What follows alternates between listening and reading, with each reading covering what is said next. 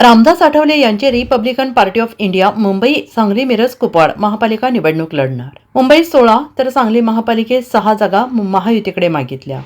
येत्या 2 दिवसात राज्यातील सर्व महानगरपालिकांच्या निवडणुका जाहीर होणार. रामदास आठवले यांची माहिती. येत्या 2 दिवसामध्ये राज्यातील सर्व महानगरपालिकांच्या निवडणुका जाहीर होतील. तर निवडणुका या महायुती एकत्रित लढणार आहेत. मुंबई आणि सांगली, मिरज आणि कुपवाड महानगरपालिका रिपब्लिकन पार्टी लढणार आहे. मुंबई महानगरपालिकेमध्ये भाजपकडून 16 जागा मागण्यात आल्या आहेत, तर सांगली, मिरज आणि कुपवाड महानगरपालिकेमध्ये 6 जागा लढणार असल्याचे केंद्रीय राज्यमंत्री रामदास आठवले यांनी म्हटलं आहे. महापालिका निवडणुकीच्या पार्श्वभूमीवर रामदास आठवले यांनी सांगलीत पदाधिकाऱ्यांची बैठक घेतली. यावेळी त्यांनी महायुतीसोबतच निवडणूक लढवण्याचा निर्णय घेतलेला असल्याचं जाहीर केलंय. काही ठिकाणी बंडखोरी होण्याची शक्यता आहे, परंतु ती होऊ नये असाही प्रयत्न आहे.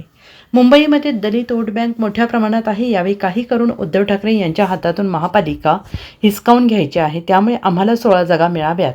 तसेच राज्यातील अन्य महापालिका निवडणुकीच्या जागांबाबत विचार सुरू असल्याचं रामदास आठवले यांनी यावेळी सांगितलं आहे. आता महानगरपालिकेच्या निवडणुका 1-2 दिवसात जाहीर होण्याची शक्यता आहे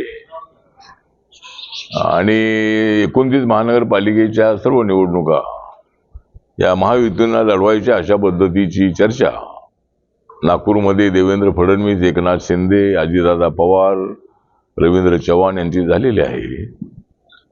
आणि त्याच्यामध्ये रवींद्र चव्हाण यांनी अनाऊन्स केलेलं आहे की आम्ही सगळे महायुती म्हणून आमचे 3 मोठे पक्ष आणि RPI यांना घेऊन आम्ही ही निवडणूक लढणार आहोत अशा पद्धतीची घोषणा करण्यात आलेली आहे.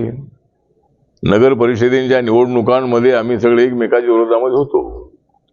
कोण कोणासोबत होतं हे लवकर करणं अत्यंत अशक्य आहे, कारण कोणत्या ठिकाणी कोण कोणत्या ठिकाणी होतं.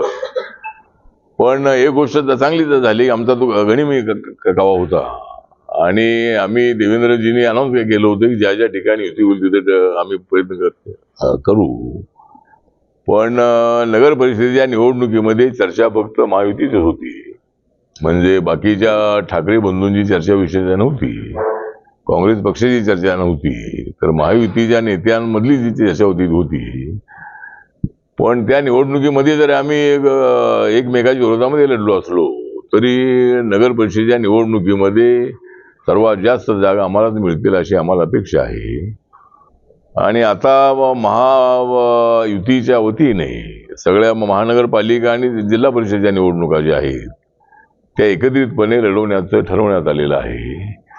आणि 99% ठिकाणी महायुती होणारच आहे. म्हणजे काही ठिकाणी काही थोडा कुठे वाद सीट बद्दल होऊ शकेल, पण महायुती होणार आहे. काही ठिकाणी थोडी बंडखोरी होण्याची शक्यता आहे, पण बंडखोरी होऊ नये असा आमचा सगळ्यांचा प्रयत्न राहणार आहे.